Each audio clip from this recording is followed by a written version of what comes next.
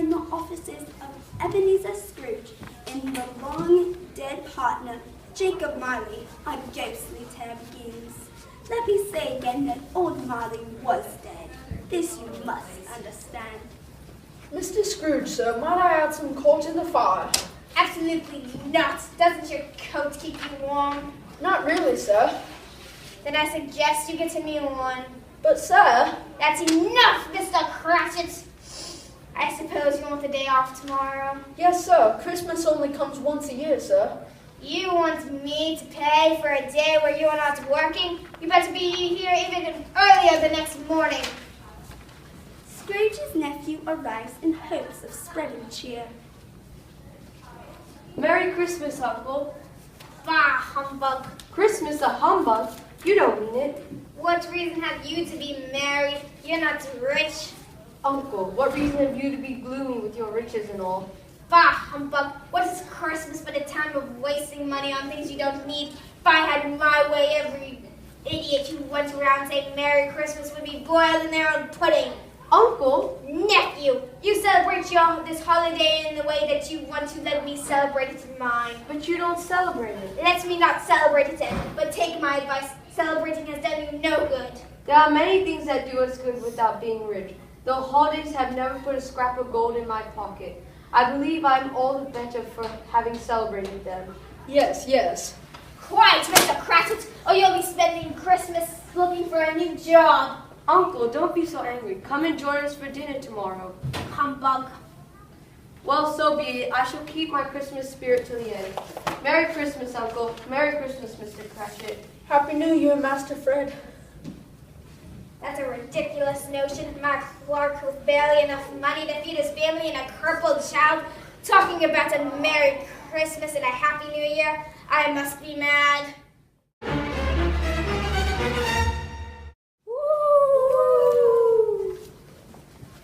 Scrooge sat by the fireplace in his dreary house. He had the door fly open and the rattling of chains. What's that noise? Passing through the heavy door to Scrooge's chamber came a ghost with death-cold eyes. Its head was wrapped in bandages. It had chains locked around its body.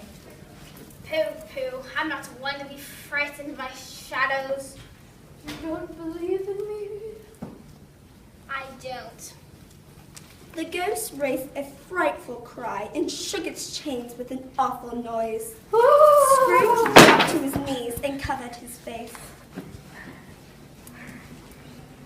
Dreadful spirit, mercy. Oh, dreadful spirit, what is it that you want from me? Much.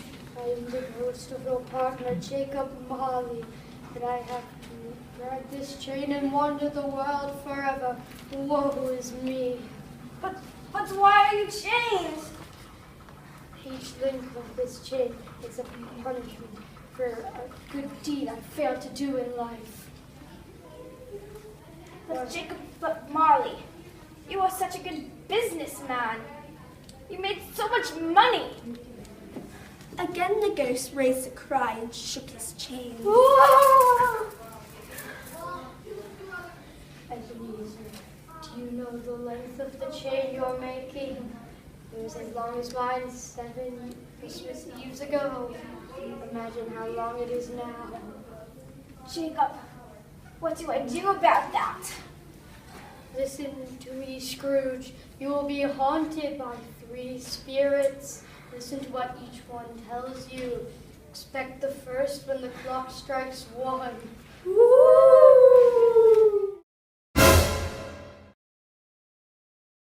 Scrooge awoke to find the first ghost, a gentle spirit in a long white gown.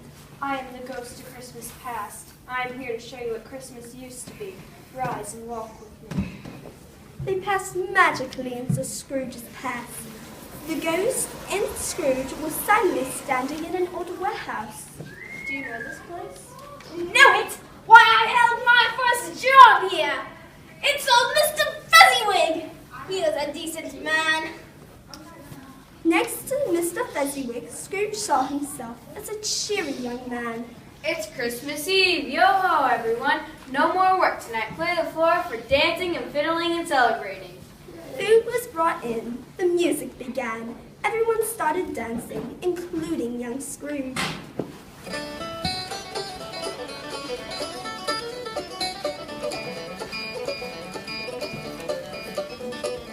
Such a waste of money, A waste of money? Look at how happy everyone is. Mr. Bessie was always making people happy. Little things mostly. The way he looked at you, or a pat on the back. With whom you dance? You're so happy. Ah, it's Belle. Young Belle. You loved her but never married her? I first needed to seek my fortune. So you couldn't have a fortune by simply marrying her? You should well instead. Spirit, why do you torture me? Show me no more. I don't wish to see it. The spirit disappeared. Scrooge finds himself back in his bedroom.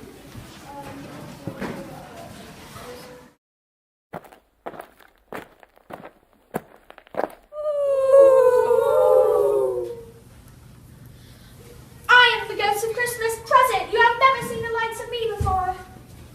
The second spirit was gigantic and as grand and joyful as the season. Its eyes were clear and kind, yet they frightened Scrooge. Spirit, take me where you will and let me learn from it. Look upon me. You and I will go and see things as they are now. Off with us then. The ghost of Scrooge appeared in the doorway of a small house.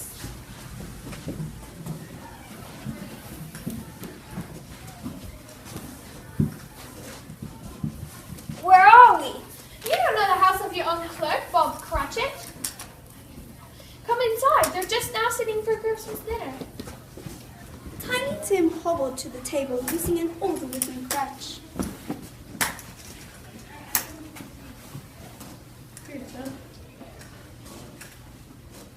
Mother, there never was such a splendid goose as this. Splendid, my dear. A triumph. So excited about such a small goose. You'd think it was a prize turkey. They're not a very well-off family. It's all they can afford. True, but a happy one, especially that Tim. A toast to Mr. Scrooge, the founder of our feast. The founder of our feast, indeed. I wish he were here now. I'd give him a piece of my mind to feast upon. My dear, let's not be bitter. I'll toast his health because it's Christmas, but that's all. Long life to him. Merry Christmas to the stingy, unfeeling, unkind founder of our feast, Mr. Scrooge. Merry Christmas! And God bless us, everyone. Spirit, tell me, will Tim be all right? I see a tiny crutch with no one in. No, please, tell me he will be all right. Tell me that he will live. If his surroundings don't change, the child will die.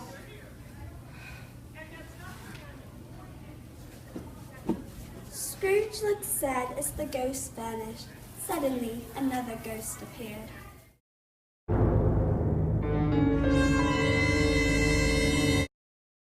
The third phantom was cloaked in a black robe. Nothing could be seen of him but in one outstretched hand. You are the ghost of Christmas yet to come? The ghost didn't answer. It pointed its long, burning finger into the night. Ghost of Christmas feature, I fear you more than the others. The spirit took Scrooge to a lonely cemetery that was covered in weeds. A coffin was being lowered into the ground.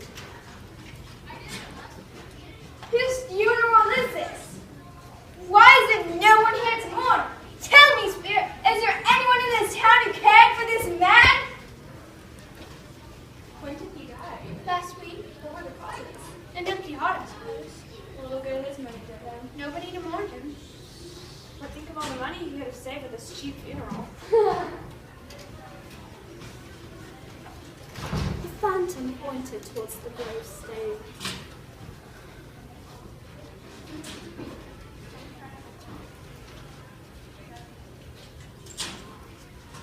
Spirit, before I look, tell me one thing. Can this future be spirit gave no reply. Scrooge trembled. He looked upon the stone and read the words, Ebenezer Scrooge. No, spirit, hear me. Can I still erase the name upon this stone? I'm not the man that I was. From this day on, I will be a kind and generous man. I will honor Christmas in my heart.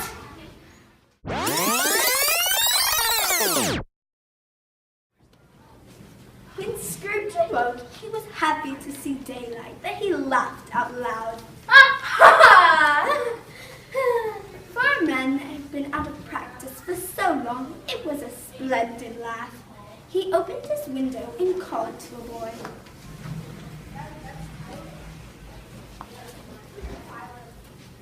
What day is it today, my fine fellow? Today, why, it's Christmas Day. Oh, joy, I haven't missed it.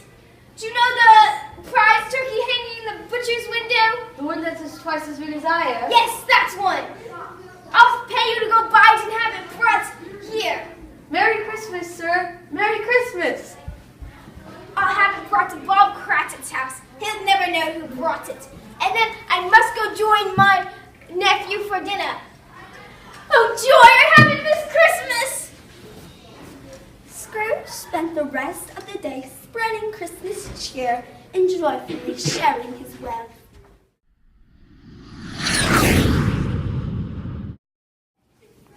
Scrooge arrived at the office early. Cratchit entered, shivering from the cold. You're 18 and a half minutes late. It's only once a year, sir. We were making merry rather long last night. It won't happen again. I'll tell you what, my friends, I'm not going to stand for this any longer. Poor Bob Cratchit. He was certain he was about to be fired. And that's why I'm doubling your salary. Cratchit was stunned. Merry Christmas, Bob, and a merrier Christmas than I've ever given before. And your salary is just a start, unless it's your struggling family in any way I can. And Tim, whatever he needs, he can have it. Now, let's warm up this place. Put some more coal in the fire, Bob Cratchit, before you dot another eye. Let's have more coal. Scrooge was better than his word. He became as good a man and as good a friend as the city knew. It was always said, if any man knew how to celebrate Christmas, it was Ebenezer Scrooge.